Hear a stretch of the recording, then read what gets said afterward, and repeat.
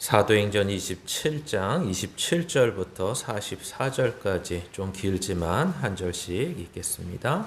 열나흘째 되는 날 밤에 우리가 아드리아 바다에서 이리저리 쫓겨가다가 자정쯤 되어 사공들이 어느 육지에 가까워지는 줄을 짐작하고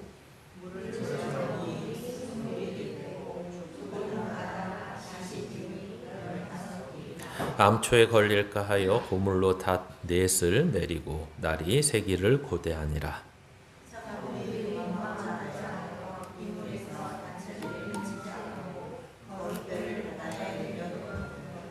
바울이 백부장과 군인들에게 이르되 이 사람들이 배에 있지 아니하면 너희가 구원을 얻지 못하리라 하니 날이 새어가매 바울이 여러 사람에게 음식 먹기를 권하여 이르되 너희가 기다리고 기다리며 먹지 못하고 줄인 지가 오늘까지 열나흘인즉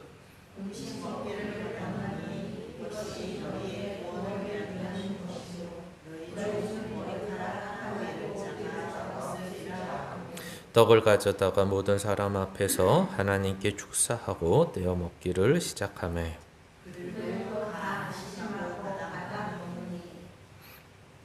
배에 있는 우리의 수는 전부 276명이더라.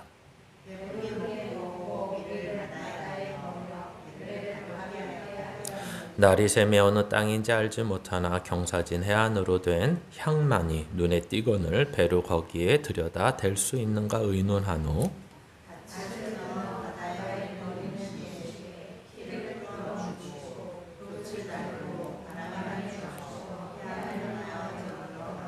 두 물이 합하여 흐르는 곳을 만나 배를 걸매 이 물은 부딪혀 움직일 수 없이 붙고 그 물은 큰 물결에 깨어져 가니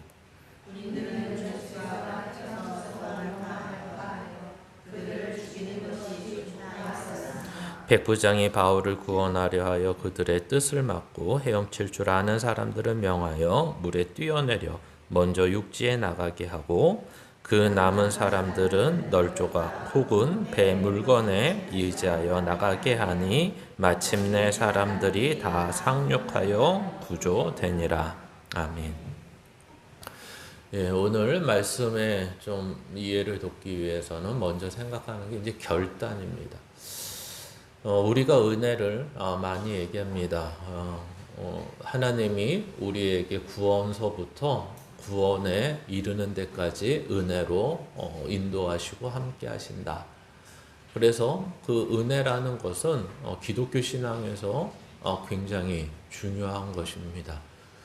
그리고 그 은혜라는 말을 할 때라는 하나님이 집중이 돼야 되고 하나님이 주인공이 돼야 됩니다.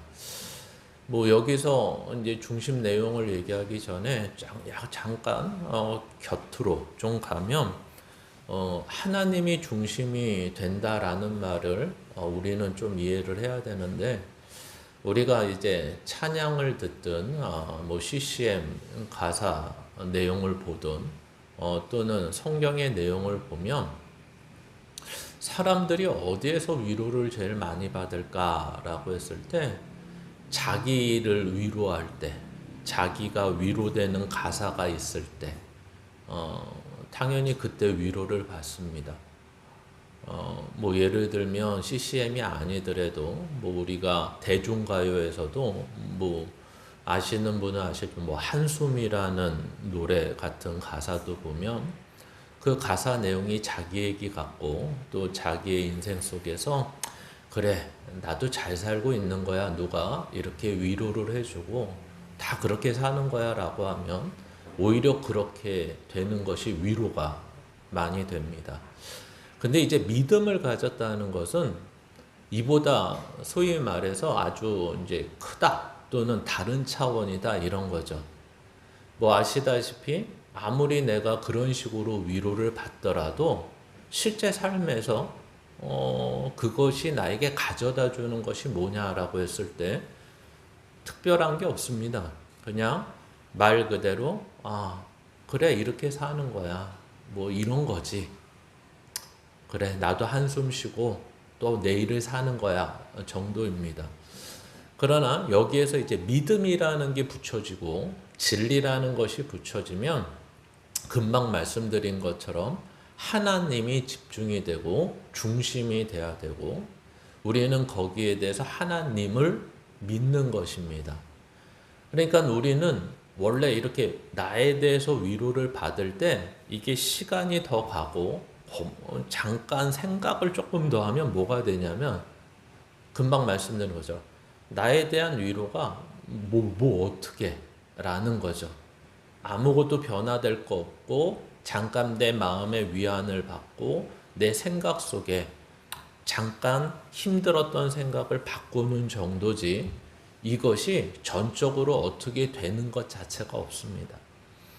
그러나 하나님이 누구신가를 알게 되면 그래, 나는 이러한 한계를 가지고 있는데 하나님은 이 한계를 넘으셔서 우리에게 참된 위로자가 되셔 라는 것을 갖는 것이 믿음입니다. 그러니까 우리가 하나님을 찬양하고 하나님께 감사하는 것은 바로 이런 부분이죠. 그래, 나는 여기까지인데 하나님은 이거보다 더 크시고 이거보다 더 높으시고 이거보다 더 위대하셔. 그래서 내가 하나님을 믿는 거야까지 가는 것입니다. 그리고 더 나아가서 그렇게 믿었을 때 그 다음 우리에게는 믿고 끝나는 것이 아니라 뭐가 필요하냐면 결단이 필요합니다. 그래, 하나님은 이런 분이시고 하나님은 이렇게 말씀하셨을 때 내가 그것을 알고 믿는다면 당연히 그 알고 믿는 만큼 살아가려고 하는 것이 바로 나에게 달려 있다는 거죠. 그게 은혜 받은 자의 모습입니다.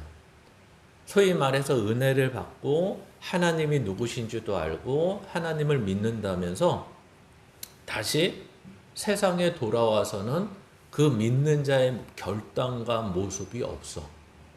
그러면 아무 소용이 없는 것입니다. 왜 이 내용을 하냐면 이제 오늘 내용이 바로 그런 내용이기 때문에 그렇습니다. 그래서 오늘 본문으로 들어가시면 이제 아직도 이 배에서 이 여정이 끝나지 않았습니다. 지난주에 우리가 이제 큰 폭풍우를 유라굴로라는 큰 폭풍을 맞아서 오늘 보니까 이제 14일째 되던 날 밤이 된 것입니다. 이제 폭풍은 잔잔해졌습니다. 어떻게 보면 한 2주밖에 안 되는 이 시간이 이때까지 사도 바울의 여정 속에 짧은 기간이지만 오히려 굉장히 격하고 굉장히 긴 시간을 가는 것처럼 느꼈을지도 모르겠습니다. 그러나 사도 바울이 우리가 나중에 또 말씀드리겠지만 22절에 우리가 저번 주에 읽은 것을 보시면 하나님의 사자가 나타나서 하나님의 사자가 들려준 얘기가 뭐냐면 야, 배는 상할 수 있겠지만 그 타고 있는 배, 그러나 너희 머리카락은 하나도 잃지 않는다. 즉 생명에는 전혀 지장이 없으니까 어떻게 하라는 거죠? 안심하라, 이렇게 얘기합니다. 그리고 문제는 이런 겁니다. 하나님의 사자가 그런 얘기를 해서 믿을 수 있는 이유가 뭘까요? 라는 것입니다.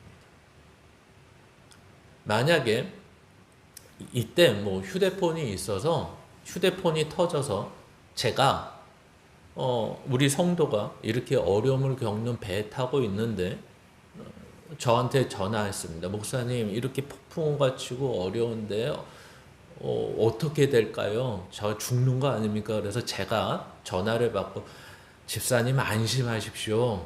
집사님은 하나님께서 보호하시고 인도하실 겁니다. 생명에 지장이 없으실 겁니다. 이러면 아멘이 나올까요? 그러면 이제 저 같으면 한 번 더 물을 것 같습니다. 혹시 목사님 저를 위해 기도하시다가 하나님께서 말씀하셨나요? 그렇게? 이렇게 하나님께서? 이게 중요합니다. 누가 얘기를 했느냐? 누가?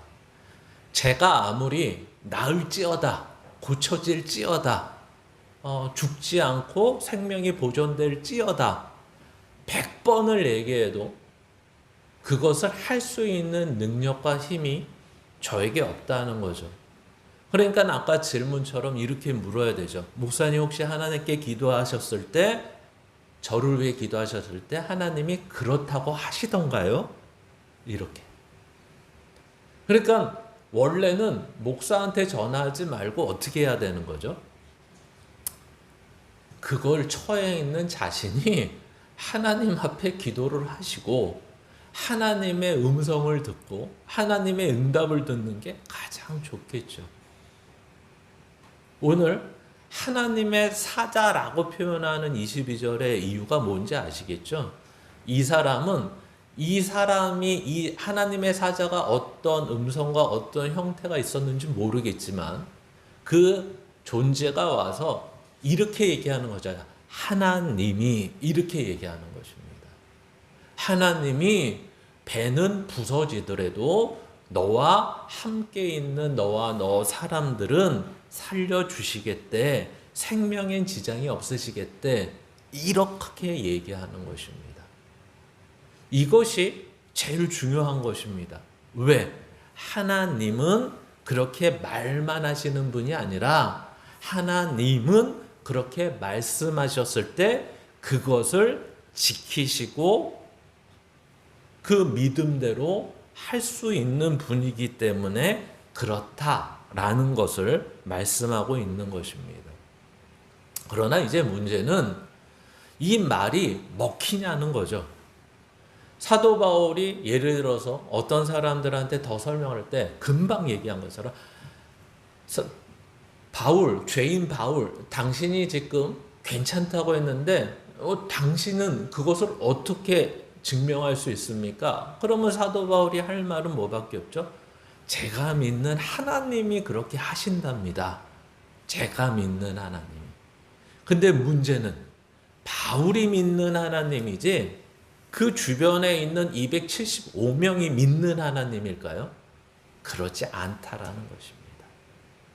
이렇게 얘기하겠죠. 그래, 너희 신이 그렇게 된대? 이렇게 묻겠죠. 사도 바울, 네가 믿는 신이 그렇대? 그렇게 예언했어? 야, 그러면 좋겠다. 이제 문제는 여기 있습니다. 이렇게 되면 그 다음 어떻게 돼야 될까요? 여러분 같으면 제가 하나님이 여러분 이제 내일에 종말이 온답니다. 빨리 다 정리하시고 오늘 먹고 싶으신 거 다 먹으시고 하고 싶은 거 오늘 다 하시고 내일 깨끗이 새벽에 일어나셔서 목욕제게 하시고 종말을 기다리십시오. 몇 시에 종말이요? 9시에 옵니다. 9시에. 이렇게 말씀드리면 여러분은 어떻게 말씀하시겠습니까? 그러니까 제 말을 믿으면 안 된다니까요. 물어야 된다니까요. 진짜 누가 이렇게. 제가 믿는 하나님이 그렇게 말씀하셨습니다. 이렇게. 근데 문제는 뭐죠? 말씀 가운데 하나님이 어떤 존재, 인간에게 마지막 날을 이야기해 주시고 알려주신다고 하셨나요? 그러지 않습니다. 그러지 않습니다. 그러니까 제가 그렇게 말했다면 그 얘기는 하나님이 하신 걸까요? 내 생각일까요? 분별하고 판단도 하셔야 됩니다. 그래서 사도 바울이 이렇게 얘기했을 때 275명은 어떤 마음을 갖냐면 그러면 좋겠다. 이런 마음을 가졌습니다. 어떻게 아냐고요? 오늘 보니까 이제 14일 동안 폭풍우가 완전히 죽을 것처럼 치다가 이제 잔잔해졌습니다. 잔잔해지면 사람들이 어떤 형태와 어떤 모습으로 등장해야 되냐면 야, 너의 하나님 말씀이 맞다. 이래야 되는데 마치 지금의 이 14일 동안 견딘 다음에 이 잔잔함은 마치 더 큰 것이 오기 전에 잔잔함과 같은 것 같습니다. 왜 그러죠? 오늘 보니까 사공들이 도망을 가려고 합니다. 원래는 어떻게 해야 되죠? 이것을 믿었고 모습들이 이제는 살았구나 하면 사공들이 어떻게 해야 되죠? 사공이라고 말하는 것은 지금 배를 관리하고 운항시키는 전문가들을 말을 합니다. 나름대로. 근데 그 사람들이 이제는 사도 바울의 말처럼, 사도 바울이 말하는 하나님의 말씀처럼 모든 것이 잔잔해졌습니다.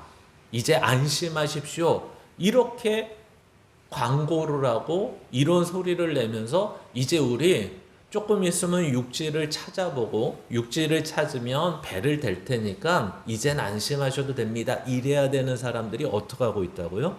도망을 가고 있다고요. 그러면 이 말은 뭐죠? 아직 안전하지 않고 지금 잠깐 폭풍우가 멎었을 때 빨리 내 살 길을 찾아서 가야겠다. 그 누가 그랬다고요? 배를 모는 항해를 하는 사공들이 그 생각을 가지고 있었다고요. 그러나 사도 바울이 어떻게 합니까? 그 도망하려고 하는 그 사공들을 보고 이제 백부장한테 얘기해서 백부장 보고 도망가지 못하게 하라고 합니다. 근데 여기에서 표현이 자세히 보시면 이렇게 하죠. 야, 사공들이 도망가면 안 돼. 우리를 위해서 도망가면 안 돼. 붙들어 놔. 이래야 되는데 누구를 위해서라고 하냐면 너희를 위해서. 그렇죠? 야, 이 사공들은 왜 도망가면 안 되고 필요하냐면 나 때문은 아니야. 이 말은 무슨 말이죠? 나는 하나님이 이미 말씀하신 것을 나는 믿고 있고 상관없어. 그러나 너희들이 살려면 저 사공들이 필요해. 이 말을 하는 것입니다. 그러니까 사도 바울 혼자 어떻게 하는 거죠? 하나님의 말씀을 믿고 따르는 자는 한 명밖에 없고 나머지 275명은 사공들도 그렇고 이들도 그렇고 믿지 못하고 있고 힘들어하는 모습들을 보게 되는데 너희를 위하여 이 사공들을 붙들어 둘 뿐만 아니라 이제 이런 일이 없게 하기 위해 어떻게 하죠? 거룻배라는 것은 이제 두 가지 종류로 쓰이는 것입니다. 우리가 뭐 예를 들면 영화 같은 거 보실 때 뭐 해적 같은 옛날 영화를 유럽에 있는 해적 같은 영화를 보시면 큰 배 옆에 한 뭐 대여섯 명 많으면 한 10명 탈 수 있는 배들을 쭉 달아놓죠. 이것을 거룻배라고 합니다. 거룻배는 이제 큰 배가 육지까지 이제 수심이 얕으니까 끝까지 못 들어갔을 때 이제 그 거룻배를 가지고 육지를 가는 용도로도 쓰이고 오늘처럼 이렇게 폭풍우가 일어난 다음에 살기 위해서 큰 배가 파손하기 전에 구명보트, 구명정으로 쓰이기도 합니다. 그런데 지금 사도 바울이 이렇게 사공들이 못 도망가게 할 뿐만 아니라 백부장이 그 얘기를 듣고 어떻게 하죠? 그 거룻배를 다 잘라서 버려버립니다. 즉 다시 말하면 무게를 줄이는 일에 더 신경을 썼다. 이런 말을 하고 있는 것입니다. 그러면서 이제 믿지 못하는 사람들 가운데 사공들도 도망하려는 가운데 이제는 그 일들이 마무리되니까 이 14일 동안 이 사람들의 모습이 어땠다는 거죠? 한 번도 밥을 제대로 먹은 적이 없어요. 왜 14일 동안 폭풍우가 칠 때 밥을 못 먹었을까요? 했을 때 뒤에 보니까 밥이 없어서 먹을 게 없어서가 아니라 우리가 배를 안 타보셔서 그렇죠. 이제 큰 폭풍우가 치면 소위 말해서 멀미가 심하고 멀미가 심해서 먹을 경우에는 더 탈수 증상이 나고 생명에도 지장이 있는 것을 우리는 쉽게 알 수 있습니다. 그래서 예전에 어떤 목사님이 원양 어선을 타실 때도 심지어 이렇게 이 멀미가 원양 어선 돈 벌려고 탔는데 자기가 그런 줄 몰랐던 거죠. 멀미가 너무 심한 거예요. 근데 그 멀미가 심하면 우리는 뭐 멀미약 먹고 좀 뭐 이렇게 되면 되겠지 하는데 진짜 심한 사람은 한 달, 그러니까 원양어선이 떴는데 계속 가는데 주변에 육지는 없는 거죠. 한 달 동안 계속 그러면 사람이 반쪽이 된대요.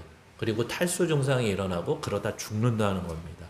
그래서 이제 그런 사람이 있으면 주변에 배 요청을 하고 육지 가는 배에다 다시 실어주고 원양어선이 간다는 거예요. 근데 14일 동안 먹을 수가 없었다는 얘기를 하는 것입니다. 근데 사도 바울이 뭐라고 얘기하냐면 하나님의 말씀을 믿고 이제는 먹어야 된다는 거죠. 왜? 이제 마지막 힘을 내서 육지에 다다랐을 때 이제 육지에 갈 수 있는 힘이 필요한 겁니다. 지금 보십시오. 아까 말씀드렸다시피 구명정이 이제 다 없습니다. 우리가 뭐 얼마 전에 부산의 송도를 이렇게 송도 해변가를 봤더니 큰 배들이 저 중간 정도 이렇게 눈에 봤을 때 육지에서 한 몇백 메터, 몇 킬로 떨어져서 이렇게 많은 배들이 떠 있어요. 근데 아침 일찍 이렇게 보니까 다들 작은 배들을 타고 육지에 오든지 다시 작은 배를 타고 육지에서 배로 가든지 하더라고요. 지금도 그렇게 합니다. 그러니까 큰 배가 지금 오늘도 이따가 보시겠지만 그 큰 배가 육지를 발견하고 이제 육지 앞으로 가려고 하니까 이제 수심이 점점 얕아질 뿐 아니라 이 육지 쪽에서 물이 내려오고 뒤에는 파도가 거세니까 이 앞에 육지에서 내려오는 물 때문에 이제 모래톱이 높아지는 거죠. 그리고 뒤에서 오는 파도 때문에 밀려서 가면 수심은 점점 얕아지고 배의 무게는 있으니까 어떻게 됩니까? 들이받게 되고 파손을 할 수밖에 없는 모습이 됩니다. 그러나 구명정이 없고 배는 가볍게 했기 때문에 이제 파손이 되더라도 육지에 가까운 면에 다다르니까 그 육지까지 어떻게 갔다 그러죠? 누구는 수영해서 가고 누구는 널판지를 이용해서 갔다.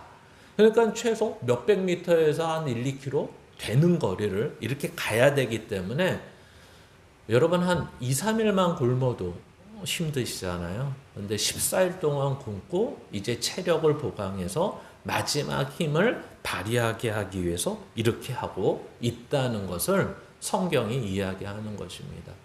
그러니까 이거는 단순히 영화의 한 장면이 아니라 실제 사도 바울과 275명의 사람들이 겪는 일이었고 그 겪는 일 가운데 오직 사도 바울만 이 이야기를 하고 있고 이 이야기에 대해서 믿음을 가지고 있었다라고 말하고 있는 것입니다.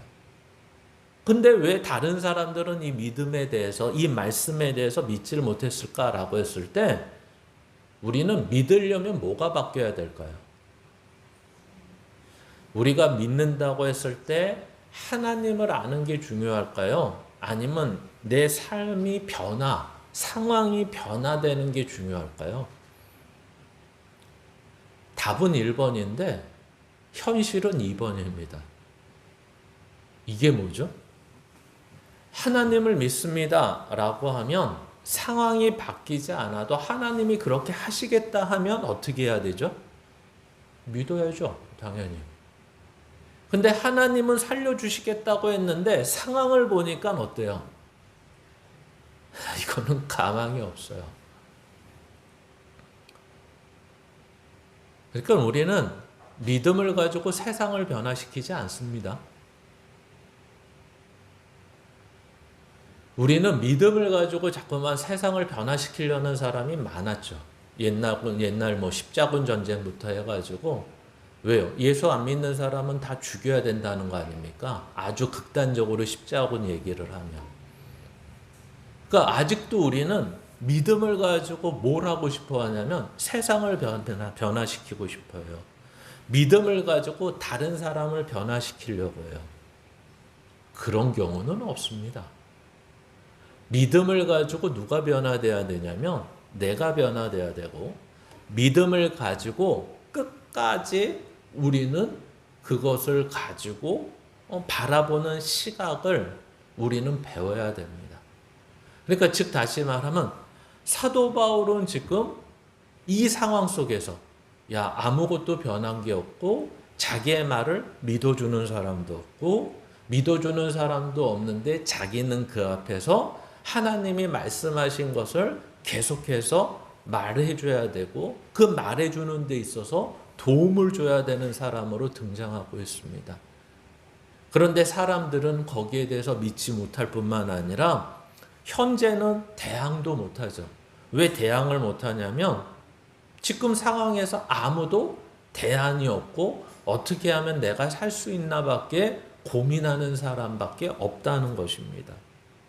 그런 가운데서 사도 바울이 계속 외치는 건 뭐죠? 야, 하나님이 괜찮다고 하셨어. 하나님이 우리의 생명은 지장이 없다고 하셨어. 라고 말하는 것 뿐인 것입니다. 그러니까 사도 바울만이 이런 믿음을 가지고 있었던 이유는 그 믿음을 가지고 사는 자의 모습은 이렇다라고 얘기하고 싶은 거죠. 우리는 상황을 믿지 않습니다. 우리는 현상을 믿지 않습니다. 우리는 세상을 믿지 않습니다. 우리는 하나님의 말씀과 하나님을 믿습니다. 이렇게 얘기하는 거죠. 그러니까 예를 들면 이런 거예요. 하나님, 제가 오늘 먹을 게 없어서 굶어 죽겠습니다. 하나님, 이 굶어 죽겠는 제 인생 가운데서 하나님 도와주시옵소서. 그러면 우리는 당연히 하나님이 도와주시면 어떻게 돼야 되는 게 하나님이 도와주신다고 생각하는 거죠.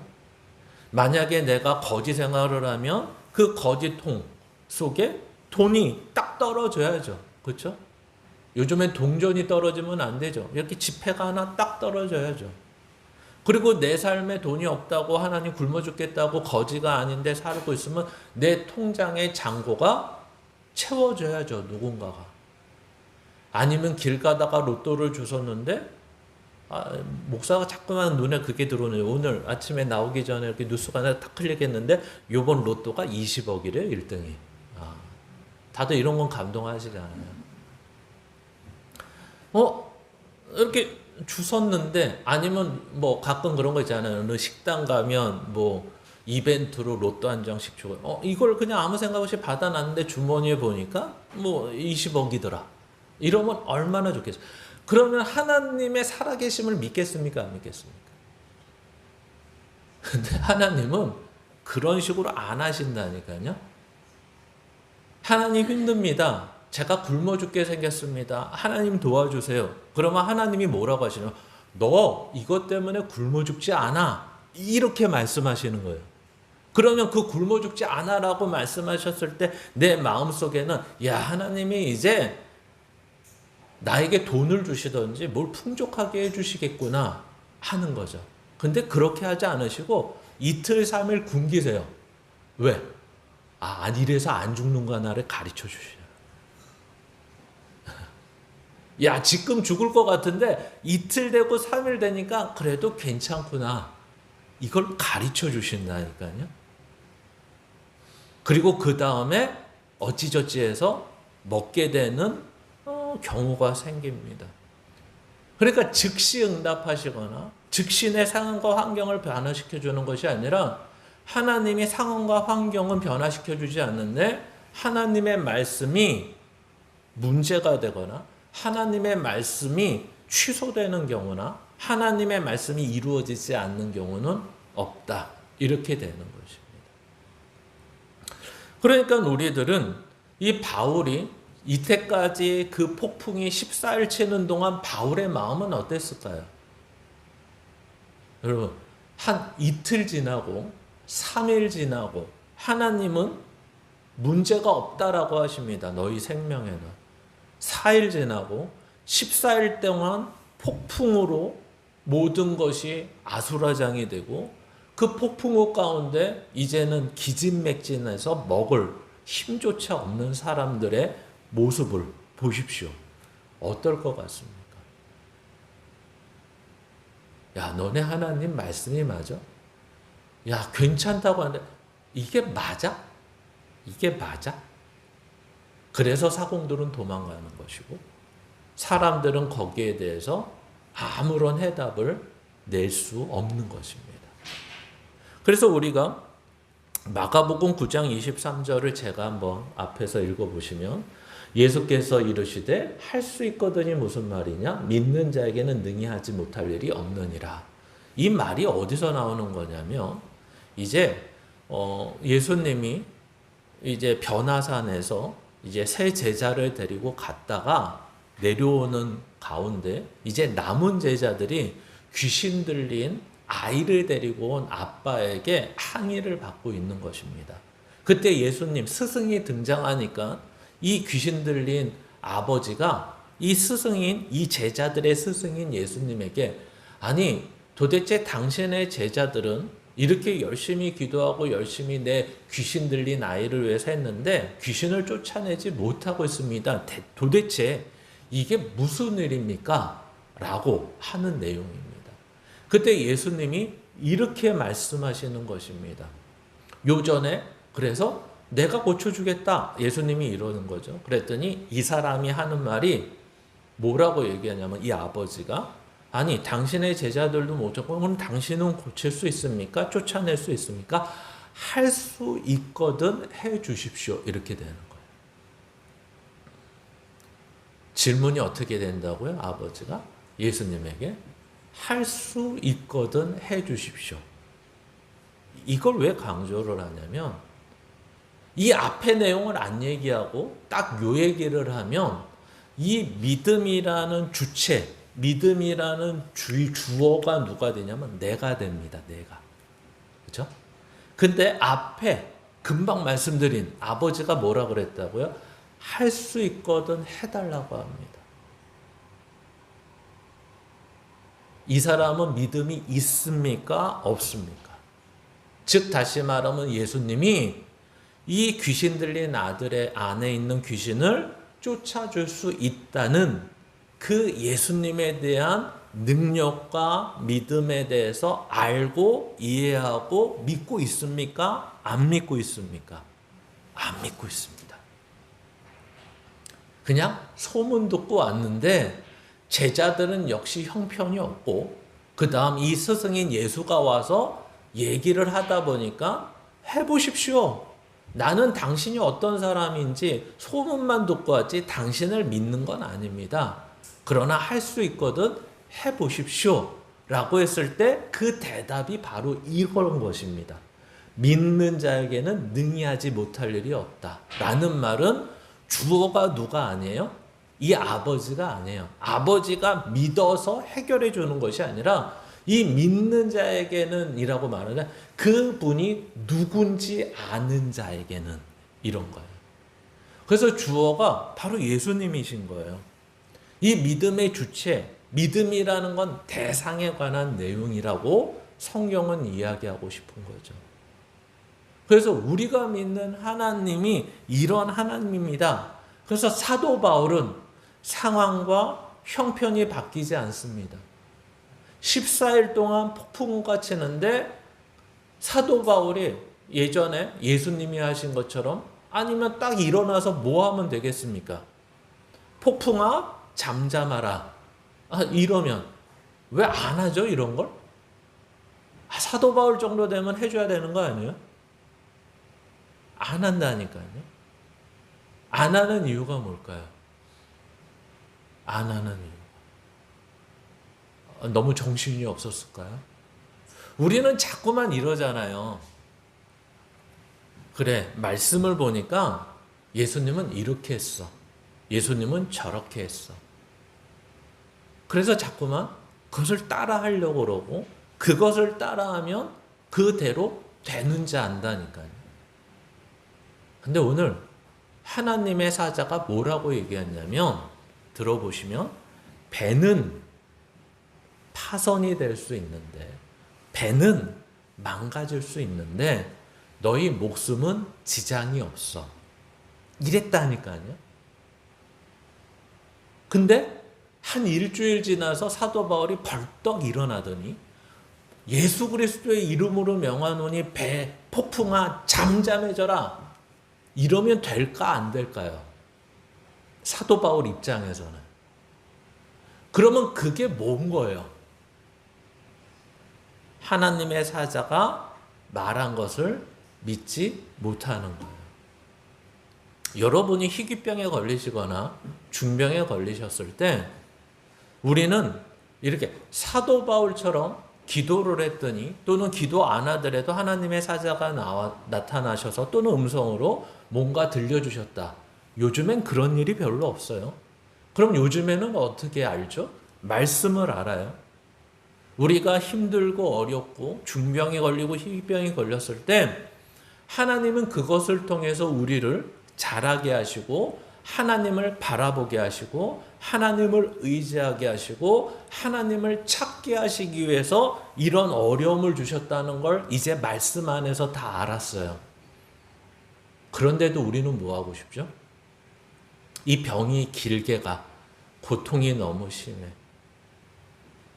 그러면 누군가가 와서 예수 그리스도의 이름으로 명하노니 이 병아 물려갈지어다. 이러고 싶고 빨리 완쾌되고 싶은 거예요.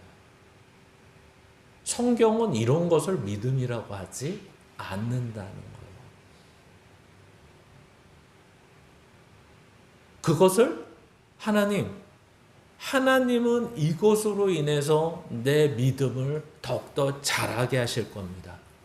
하나님은 이것을 통해서 내가 하나님의 자녀로 살아가는데 더욱더 은혜를 풍성히 주실 겁니다. 하나님은 이런 어려움과 아픔을 통해서 다른 사람들의 아픔과 어려움 가운데 나를 보내어 위로자가 되게 하실 겁니다. 이미 우리는 말씀 속에서 하나님이 우리에게 주시는 어려움과 고난에 대해서 많은 이해가 있어요. 그런데도 내가 만약에 어려움과 아픔을 겪으면 두 가지 형태로 등장하는 거죠. 마치 지금처럼 하나님 폭풍아 멈춰라 하고 싶은 거죠. 또는 하나님이 이렇게 날 내버려 두시는 거 보니까 관심이 없으신가 봐. 나도 하나님 앞에 더 이상 기도할 게 없어. 이렇게 된다니까. 무슨 김병 가운데 효자 없다는 말처럼 내 고난과 어려움이 길어지면 처음엔 막 매달리다가 나중에는 하나님 앞에 기도해도 나한테 아무것도 해주지 않으셔. 뭘 기대하는데요?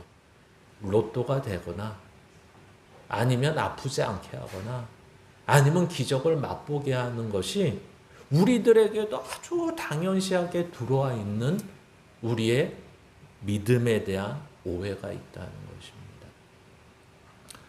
그래서 우리는 이만큼 아는 것이 굉장히 중요합니다. 그러나 그 아는 만큼 살아가는 얘기는 또 다르죠. 그렇기 때문에 아는 것과 살아가는 것 사이에서 이 차이, 이 간격을 좁혀 나가는 게 믿음이 좋아지는 것입니다. 하나님이 고난 가운데 하나님이 같이 하시며 이 고난 가운데 믿음을 더하게 하시며 이 고난 가운데 하나님을 더 알게 하시며 이 고난 가운데 다른 사람의 고난에 참여하게 하시며 라는 것을 다 알지만 막상 내가 그 고난 안에 서 있을 때 이제 그 고난 앞에 서 있는 나는 이것에 대해서 감당하는 것들을 배우기 시작해야 된다는 거예요. 근데 벌떡벌떡 일어나서 이 병마를 쫓고 싶고 귀신을 쫓고 싶고 기적을 맛보고 싶은 것이 우리들의 너무나 연약한 믿음이라는 것입니다. 근데 오늘 사도 바울은 그것을 보여주는 거죠. 사람들이 외칩니다. 성경에는 아무 얘기도 없지만 저 같은 사람이 있었으면 아마 난리를 쳤을 것 같아요. 한 일주일 됐을 때. 그렇죠? 사도 바울, 당신의 하나님이 우리의 목숨을 지켜주신다며. 근데 이게 뭐야? 일주일이나 지났어. 어떻게 좀 해봐. 그렇지 않겠습니까? 도대체 하나님은 뭐 하시는 분이야? 말만 하고 왜 능력이 없으셔? 이러고 싶을 겁니다. 사도 바울도 거기에 대해서 전전긍긍했을지도 모르겠어요. 사람들은 자꾸만 나만 쳐다봅니다. 사공들도 선장도 선조도 이제 그 사람들은 아예 믿을 만한 사람이 안 돼 버렸습니다. 이제 나만 바라보는데 내가 해줄 수 있는 건 하나님의 사자가 이렇게 얘기한 것밖에 없어. 이게 전부입니다. 아무런 능력도 아무런 힘도 아무런 영향력도 발휘할 수 없는 가운데 오직 사도 바울은 이것을 감당하고 있다는 것을 보셔야 됩니다. 마치 우리에게 이렇게 얘기하는 거죠. 너 지금 어렵잖아. 너 고난 가운데 있잖아. 아프잖아. 힘들잖아. 너의 하나님은 뭐 하셔? 나 하나님과 함께 하고 있는데? 하나님이 함께 하셔서 지금도 이 고난 가운데 그래도 내가 생명을 놓지 않고 고난 가운데 이 더 이상 이러지 않고 살아가는 이유가 하나님 때문이야 라고 말하는 데까지 가는 것이 결코 쉽지 않다라는 것입니다. 너희 하나님은 뭐 하셔? 라고 했을 때 우리들의 대답은 나도 모르겠어. 그냥 지켜보시나 봐. 왜? 내 마음속에서도 내가 이렇게 힘들고 어려우면 하나님이 어떻게 하셔야 돼요? 그래도 간증거리를 주셔야죠. 그래야지 하나님도 전하는데 떳떳하고 내 삶도 유익하고 얼마나 좋아요. 그런데 오늘 성경은 그런 내용을 보여주지 않고 오직 사도 바울만 감당하고 있는 모습을 보여준다는 것입니다. 두 번째는 크게 무슨 모습일까요? 이제 일은 더 커집니다. 아까 설명드린 대로 배가 파선하는 가운데 가버립니다. 이게 이렇게까지 맞아야 될까요? 어떤 게? 22절에 뭐라고 얘기했다고요? 안심하라. 너희 중 아무도 생명에는 아무런 손상이 없겠고 오직 배뿐이더라. 이 선주의 마음은 어떨까요? 오직 배뿐이더라. 그리고 이것이 아무래도 무역선인 것 같은데 이 무역선 안에 있는 갖가지 물자들도 많았을 텐데 그 물자를 실은 사람들의 마음은 어땠을까요? 그냥 내가 죽고 싶죠. 그렇죠? 요즘에 이스라엘하고 이란하고 또 한참 전쟁 중인데 하필이면 방공망, 미사일 방공망에 100발이 날아왔는데 99발을 다 폭파시켰는데 한 발이 우리 집에 떨어지면 어떠실 것 같아요? 왜 하필이면, 그렇죠? 왜 하필이면 저에게? 요즘 전쟁은 다 이제 모든 전쟁이 다 이기적인 거죠. 자국 위주의 어떤 모습들입니다. 근데 이제 전쟁이 심화되는 것 자체가 우리에게 불안을 주고 있는 것은 사실입니다. 근데 이제 문제는 뭐죠? 그렇게 전쟁을 하는 이유가 무엇인 것 같습니까? 명분은 평화 또는 핵무기에 관한 제재 또는 여러 가지 모습들을 이야기하지만 결국에는 경제적인 이익 때문에 그런 것입니다. 오늘도 보시면 뒷얘기는 나오지 않지만 만약에 제가 선주 입장이며 이 27장 22절에 배는 어떻게 된다고요? 망가지는 게 배뿐이다. 큰 한숨이 났을 것 같아요. 저 말이 안 맞았으면 좋을 것 같아요. 그렇죠? 배는 살았으면 좋을 것 같아요. 근데 우리도 이런 얘기 있지 않습니까? 물에 빠진 사람 구해주니 보따리 내놓으라 한다. 그렇죠? 그리고 이제는 그 말에 뒤가 덧붙이죠. 그 보따리 어쨌어요? 당신 살리느라고 나 보따리는 못 거쳤는데요. 난 살아도 사는 게 아니야. 그렇죠? 그냥 거기에서 죽게 하시지. 그렇죠? 그 보따리 안 건져주는 바람에 나는 살아도 사는 게 아니야. 여러분, 오늘 이 얘기를 보시면서 이 이야기의 뒤는 어때야 될 거라고 생각하십니까? 만약에 조금 더 글을 쓴다면.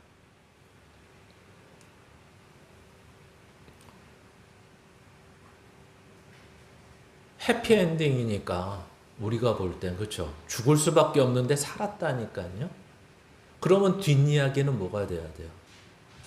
사도 바울을 풀어주고 생명의 은인이라 그러고 살은 사람들은 감사하다며 역시 당신의 하나님밖에 없다라고 해야 될 거 아니에요. 근데 과연 28장으로 넘어가면 그런 얘기가 있을까요? 없을까요? 여러분 혹시 오병이어의 사건을 기억하십니까? 오병이어는 우리가 잘 알고 있는 것처럼 어린아이가 5마리 물고기와 떡과 2마리의 물고기를 그 도시락을 예수님께 드려서 뭐 어느 때는 5,000명이 먹었다. 그리고 12광주리가 남았다. 이런 내용입니다. 근데 이 예수님이 그것을 하신 다음에 계속해서 사람들이 쫓아와요. 그랬더니 제자들에게 예수님이 뭐라고 말하냐면 야, 저 사람들이 나를 쫓는 이유는 먹고 배불러서다. 이렇게 얘기합니다. 그러니까 제자들이 생각한 것처럼 예수님, 저 사람들이 지금 예수님께서 오병이어의 기적을 베푸신 것을 보고 당신이 메시아임을 알고만 아니라 이제 자기의 몸을 찢겨서 그 살을 찢어서 또는 피를 흘려서 그 메시아임을 증명하는 것을 알고 오는 것입니다. 이러면 참 좋겠지만 그들이 지금 그 내용은 모르고 아는 것은 먹고 배부른 까닭. 오늘 우리들의 모습이 이런 이 뒤에 왜 뭐 쓸 이유가 없어서 안 썼을 수도 있겠지만 우리가 생각하는 그 275명은 사도 바울에게 큰 절을 하고 그의 하나님을 높이고 영광 돌렸다. 이렇게 끝내야 될 내용이 28장에 가면 아무 내용도 없고 27장과 28장 사이에서 그런 내용 자체를 언급하지 않는 것을 보게 됩니다. 즉 자기들은 사도 바울로 인해서 자기까지 살았던 걸 모르는 거예요. 마치 세상은 이런 거예요. 우리 때문에 세상이 망하지 않고 돌아가는 거죠. 마치 소돔과 고모라가 망한 이유가 뭐죠? 죄인이 많고 죄가 꽉 찼기 때문에 망하는 겁니까? 아니요. 의인이 없어서 망하는 겁니다. 의인이 없어서. 의인만 있었다면 10명만 있었다면 소돔과 고모라는 안 망했다니까요. 안 망했어요. 오늘 사도 바울이 있어서 그들이 구원받고 목숨을 건지는 거예요. 근데 아무도 사도 바울로 하나님이 사도 바울을 통해서 그 일을 이루셨다는 것을 알지를 못해요. 그래서 우리가 저번 주에 봤던 얘기가 뭐죠? 우리는 묻혀있는 자들이고 아무런 영향력도 발휘할 수 없는 자들이고 사람들이 무시하는 모습 속에서 살아가는 거죠. 왜? 누가 그렇게 하셨기 때문에?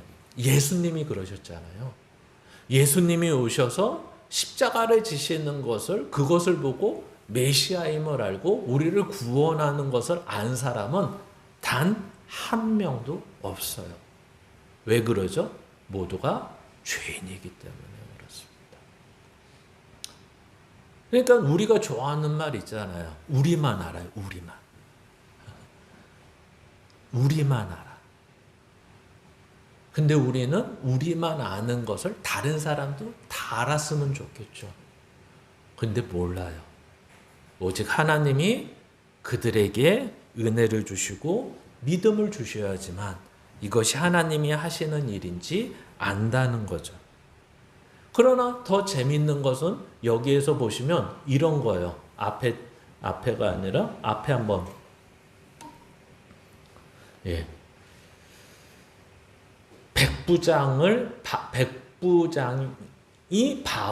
백부장의 바울을 통한 결단입니다.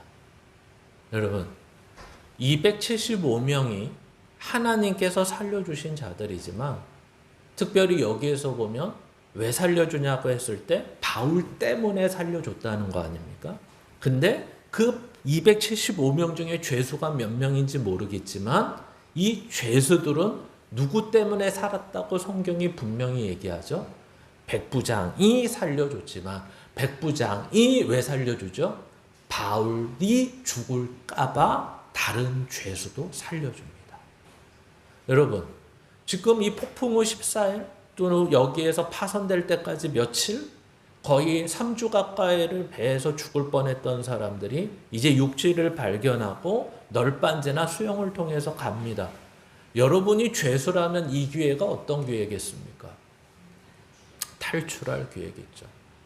그럼 탈출하면 또 잡으면 되지. 하지만 이때 우리가 사도행전 앞에 감옥 얘기를 하면서 들어서 아시겠지만 여기에서 탈출을 하면 그 책임이 고스란히 로마 군사들에게 있고 그것을 감당하고 책임졌던 로마 군사는 둘 중에 하나를 선택할 수밖에 없습니다. 그 죄수가 당하는 형을 자기가 살든지 아니면 사형까지 가는 그때 로마법이 적용되기 때문에 그렇습니다.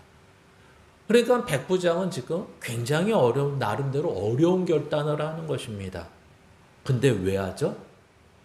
바울을 살려주기 위해서 남은 죄수들도 살려주기를 결단하는 것입니다. 그러니까 이 백부장의 이러한 결단은 인간적으로 봤을 때 굉장히 큰 거죠. 그러나 왜 살려줄 수밖에 없죠? 하나님이 그를 살리시기로 했기 때문에 백부장이 그의 뜻은 알지 못하지만 이러한 모습을 보여주고 있다라는 거죠. 그래서 이러한 결단들이 결국 하나님의 뜻을 이루는데 사용이 되는 것을 보게 됩니다.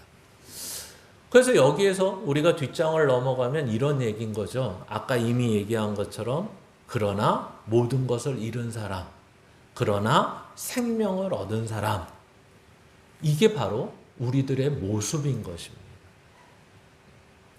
그런데 아까 이미 언급한 대로 보따리가 빠져버렸죠. 그러니까 우리는 여기서 알 수 있는 게 한 가지 있습니다. 믿음으로 산다는 것은 세상의 것을 다 채우고 살거나 세상의 것이 우리들의 믿음의 내용이 될 수 없다라는 것을 알게 되는 거예요. 이게 무슨 말일까요? 너무 이 내용을 보고서 과하게 설명하는 거 아닐까요? 아니요. 우리는 잘 알고 있는 내용이 있습니다. 주 예수를 믿는다는 것이 무엇인지 아는 거죠. 주 예수를 믿는다는 것은 뭐와 뭐에서 이렇게 끊어지는 걸 말을 하죠. 죄와 사망에서, 죄와 세상에서 끊어지는 것을 말을 합니다. 그래서 항상 말씀드렸다시피 히브리서 11장에 믿음의 조상들 얘기가 나오는데 그 믿음의 조상들 얘기의 공통점 중에 하나가 뭐라 그랬죠? 세상에서 아무런 보상과 아무런 낙을 누린 사람이 없다는 것입니다. 근데 우리는 이렇게 사는 거죠. 그래, 죄와 결단하고 이렇게 잘라버리고 세상과 이렇게 잘라버리고 그래 그 자른 다음엔 어떻게 하는 거죠? 예수를 따라가는 거죠. 십자가를 따라가는 것입니다. 근데 우리는 여기까지는 대충 알고 대충 하는 경우도 있는데 그 다음에 예수를 쫓아가고 예수를 따라가는 삶을 살지 않아요. 너무나 우리들이 오해하는 믿음 중에 하나가 여기서 뭐냐면 그래, 이제 내가 세상의 방법으로 세상에서 잘 먹고 잘 사는 게 아니라 이제는 하나님의 방법으로 잘 먹고 잘 살기를 원해요. 그러니까 전에는 내가 저울을 속여서 이익을 봤는데 이제는 이익을 어떻게 보고 싶어요? 정직함을 통해서 이익을 보고 싶어요. 그런 경우는 없습니다. 그러니까 그런 경우는 없다는 얘기는 정직했더니 부자가 못했다 이런 얘기를 하는 게 아니라 정직해서 부자가 될 수 있습니다. 근데 문제가 뭐냐면 예수 그리스도의 이름으로 살아서 정직한 것이 그게 보상으로 주어지진 않는다는 것입니다. 더 문제는 뭐냐면 금방 말씀드린 대로 세상과 단절했습니다. 죄와 단절했습니다. 그러면 뭘 해야 된다고요? 주를 향해 살아야 된다고요. 이게 중요한. 그럼 주를 향해 산다는 건 무슨 말일까요? 세상과 단절했다는 말은 무슨 말이고? 가장 쉽게 얘기하면 이런 것입니다. 이때까지 내가 예수를 몰랐을 때 가졌던 목표, 가졌던 삶의 이유, 삶의 목적을 다 버려버리는 것입니다. 여러분, 예수 믿기 전에 또는 예수를 잘 알기 전에 왜 살아야 된다고 생각하셨습니까? 그리고 살려면 뭐가 필요하다고 생각하셨습니까? 돈이 필요하다. 돈이 목표인 사람들. 그래서 나는 아이들에게도 이런 거죠. 너 뭐가 되고 싶니? 공부 열심히 해서요. 좋은 대학 가고 좋은 데 취직하려고요. 왜? 돈 많이 벌려고요. 근데 해봤더니 이거 가지고 돈 많이 못 벌겠어요. 그래서 저는 놀면서 돈 많이 버는 거 하고 싶어요. 그래서 꿈이 뭐니? 임대업이요. 너는 왜 연예인이 되고 싶니? 돈 많이 벌려고요. 너는 왜 건축가가 되고 싶니? 돈 많이 벌려고요. 이 표현이 뭐예요? 우리는 그런 목표가 없어서 이렇게 사는 겁니까? 돈 많이 벌고 싶지 않은데 지금 이렇게 살고 싶은 거예요? 그러면 아직도 여기 있는 겁니다. 아직도 세상에. 하나님, 그래서 이제는 표현이 바뀌었죠. 하나님이 도와주셔야지 돈 많이 벌 것 같습니다. 제가 하나님의 뜻대로 날게요. 정직하게 하고 주일도 지키고 헌금도 11조 안 떼먹고 섬기는 것도 할 테니까 하나님 돈 많이 벌게 해주세요. 이거는 바뀐 게 없다라고 성경이 얘기합니다. 왜요? 한 부자 청년이 와서 어떻게 해야지 구원을 받을 수 있냐라고 묻습니다. 그랬더니 예수님이 율법사가 뭐라고 얘기하죠? 야, 가서 어떻게 하랍니까? 너 계명 지켜라. 너 계명 잘 지켰습니다. 어렸을 때부터 저는 계명 아니면 시체입니다. 그랬더니 이제 그 부자 청년에게 뭘 얘기하죠? 너 재산을 다 팔아 가난한 자들에게 나눠주고 나를 쫓으라고 얘기합니다.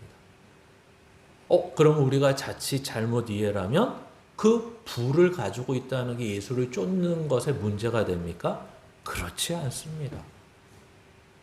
이 부자는 그게 인생의 목표였던 것입니다. 그리고 인생의 전부였던 것입니다. 이것을 버리지 않으면 이것을 쫓아갈 수가 없습니다. 오늘 사도 바울을 보십시오. 예수 믿어서 잘 되는 게 목표였다면 오늘 죄수의 몸으로 끌려갑니다. 언제 죽을지 모릅니다. 사람들은 하나님의 말씀을 전해도 아무도 귀담아 듣지 않습니다. 오직 자기만 하나님 앞에 서 있는 자로 갑니다. 그리고 더 열받는 거는 나로 인해서 믿지 않는 이 사람들이 사는 것입니다. 이거는 제 생각이에요. 저라면 그렇게 사도 바울은 열 안 받았겠죠. 그렇죠? 저라면 하나님 저만 살려주세요. 저것들 다 죽여주세요. 어차피 저것들 살려줘도 감사하다는 말 안 할 거고 나 때문에 사는데도 저것들이 지금 날 무시합니다. 다 죽여주시고 저만. 근데 사도 바울은 그러지 않아요. 이 사람들을 살리는 일에 최선을 다합니다. 그리고 믿음으로 그것을 감수합니다. 이 내용이죠. 우리는 하나님을 믿어서 잘 살고 싶은 게 아직도 있다면 이것은 바뀐 게 없는 것입니다. 사도 바울이 보여주는 믿음의 모습이 바로 이런 거죠. 나는 가진 것도 없습니다. 나는 사람들이 이제 바라보지도 않습니다. 오히려 사람들이 무시하고 거부하는 죄인의 모습입니다. 그런데도 전 믿음이 좋습니다. 그런데도 전 하나님이 좋습니다. 이 얘기입니다. 그러니까 이거는 뭐 경제에 관한 얘기가 아니죠. 사도행전을 쭉 보면서 반 이상이 사도 바울의 얘기를 하면서 사도 바울의 인생 속에서 이게 다져지는 겁니다. 하나씩 하나씩. 그리고 이게 점점 멀어지는 겁니다. 하나님을 믿는다는 것은 돈으로 사는 게 아니구나. 하나님을 믿는다는 것은 건강해서 사는 게 아니구나. 하나님을 믿는다는 것은 세상에서부터 존경받아서 사는 게 아니구나. 하나님을 믿는다는 것은 오히려 힘들고 어려운 가운데서도 하나님과 함께하는 것을 누리는 거구나. 어느 때는 손해보고 어느 때는 희생해야 되는 것이 말이 손해고 희생인데 이게 문제가 되지 않는구나를 알아가는 것입니다. 그러니까 더 이상 뭐가 목표가 되지 않는 거예요. 돈, 명예, 권력, 건강, 세상에서 필요한 것들이 내 인생의 내 가치의 목표가 되지 않습니다. 뭐가 가장 큰 목표예요? 하나님을 믿고 기뻐하고 따르는 것이 가장 큰 목표가 된다고 말하고 있는 것입니다. 그래서 우리는 예수님의 내용 중에 이런 얘기가 있죠. 요한복음 8장 32절에 진리를 알지니 진리가 너희를 자유롭게 한다. 이제 예수님을 알았습니다. 예수님은 세상에 묶여있지 않으셨군요. 세상이 예수님을 어떻게 할 수 없군요. 왜? 세상의 것, 아까 말한 세상이 목표하고 있는 그것을 욕심을 내거나 그것이 삶의 이유가 되거나 삶의 목표가 아니기 때문에 자유케 됐다라고 말하는 것입니다. 만약에 돈이 아직도 나를 붙잡고 있다면 인생에서 가장 큰 어려움은 뭘까요? 돈일 것입니다. 돈이 많으면 믿음도 좋아지는 것 같은데 돈이 없고 마이너스가 되면 내 믿음도 마이너스가 된다고 생각하는 거죠. 그러나 돈이 더 이상 나를 붙잡지 못하고 있다면 진정한 자유. 그래서 끊임없이 방영하는 스테디 프로그램이 된 것 중에 하나가 자연인이죠. 그렇죠? 자연인을 보시면 뭘 느끼십니까? 산속에서 혼자 살 수 있구나. 두 번째는 돈을 안 벌어도 사는데 문제가 없구나. 그렇죠? 저만 느낍니까? 그러면 우리는 이 자유를 얻기 위해서 어디로 가야 돼요? 산으로 가셔야죠.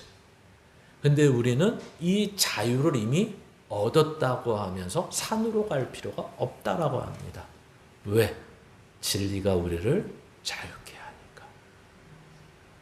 이 세상에 사는 게 힘드십니까? 돈 때문에? 이 세상에 사는데 관계 때문에 힘드십니까? 이 세상을 사는데 사업이 힘드십니까? 예수를 믿으십시오. 예수를 믿으면 이것들 상관 안 하고 잘 살 수 있습니다가 아니라 이것이 안 돼도 살아야 될 이유가 있습니다. 이렇게 말하는 것입니다. 그리고 이것이 진리입니다. 이렇게 얘기하는 것입니다. 아무도 아멘을 안 하시기 때문에 그래서 우리는 기초를 예수님이 말씀하신 다음 장을 보시면 반석 위에 세운 집, 모래 위에 세운 집이 그래서 나오는 것입니다. 이제 우리의 반석은 예수 그리스도십니다. 이때까지 세상은 뭐였다는 거예요? 모래 위에 세운 집이었습니다.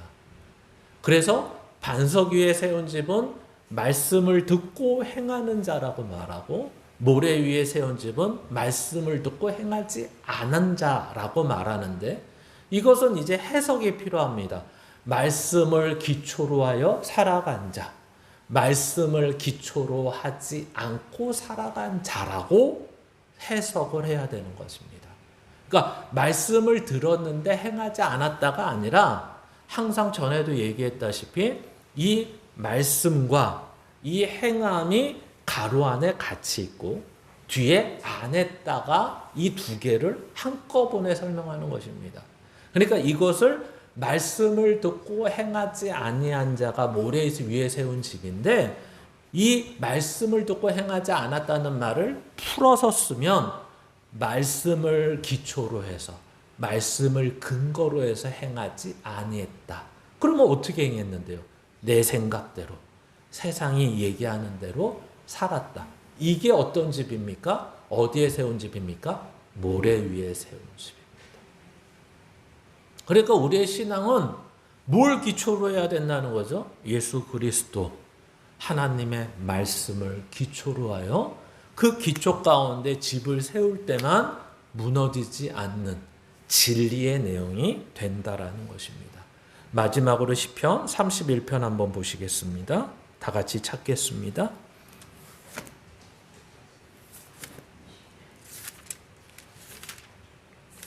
시편 31편 말씀입니다.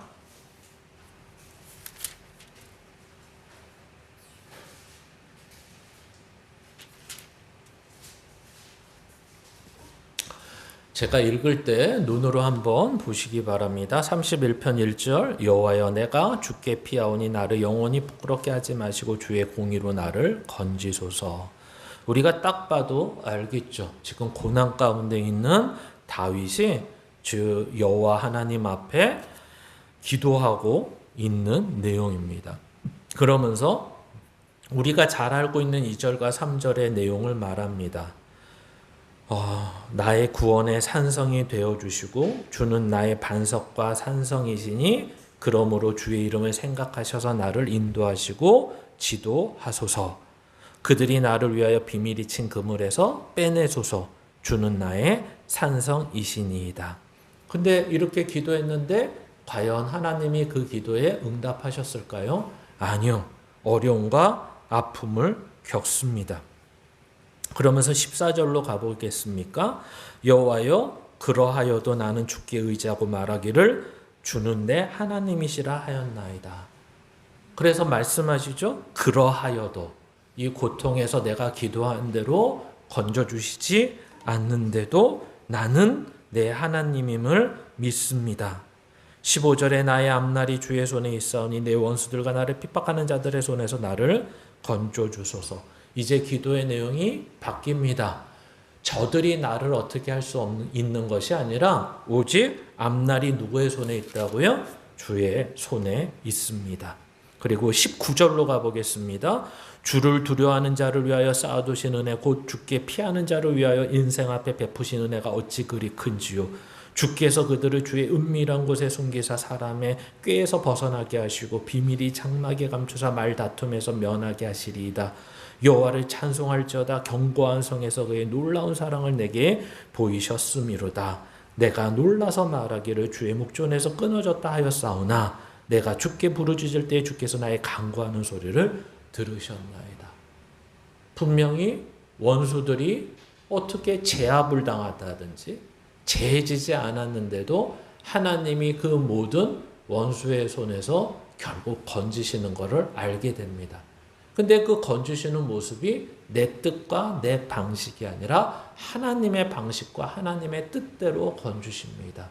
더 이상 그 원수들이 공격하고 나를 애워싸고 힘들게 하는 것이 더 이상 문제가 되지 않는다고 설명하는 것입니다. 그래서 23절, 24절 같이 읽습니다. 너희 모든 성도들아 여호와를 사랑하라. 여호와께서 진실한 자를 보호하시고 교만하게 행하는 자에게 엄중히 갚으시느니라. 여호와를 바라는 너희들아 강하고 담대하라. 아멘. 우리는 결국 결단해야 되는 것이 무엇이냐면 세상이 바뀌고 환경이 바뀔 것을 믿지 마시고 이 세상과 환경은 바뀌지 않더라도 내가 이 죄된 세상에서 이 고단하고 고난과 어려움이 있는 세상에서 어떻게 되기를 바라셔야 됩니까? 강하고 담대하셔야 됩니다. 그것이 우리가 이 고난과 어려움이 우리에게 요구하고 있고 이 요구하는 대로 우리는 뭐 하셔야 됩니까? 결단하시면서 그 믿음을 달라고 기도하시는 저와 여러분이 되시기를 주님의 이름으로 축원합니다. 우리 기도하겠습니다. 하나님 아버지 감사합니다. 오늘도 하나님께서 우리의 힘이십니다. 하나님이 무엇을 하셔서 힘이 되는 것이 아니라 오직 하나님이 함께 하심으로 우리를 놓지 않으시며 우리를 믿음의 자리로 이끌고 계시며 우리가 감당할 수 있도록 연단하시는 것이 바로 하나님이 우리의 힘이시라는 것입니다. 오늘도 하나님의 방법, 하나님의 능력, 하나님이 하시는 것을 깨닫고 살아가는 우리가 되게 하셔서 그 하나님이 우리에게 하시는 것을 누리며 감당하며 강하고 담대하게 사는데 부족하지 않도록 인도하여 주시옵소서. 지금은 우리 주 예수 그리스도의 은혜와 하나님 아버지의 무한하신 사랑과 성령님의 감화감동 교통하심이 오늘도 여호와를 바라는 우리들에게 강하고 담대하라고 말씀하신 것처럼 그 말씀에 의지하여 강하고 담대하게 살기를 바라며 결단하는 고개 숙인 모든 자들 위해 지금부터 영원까지 함께할지어다. 아멘.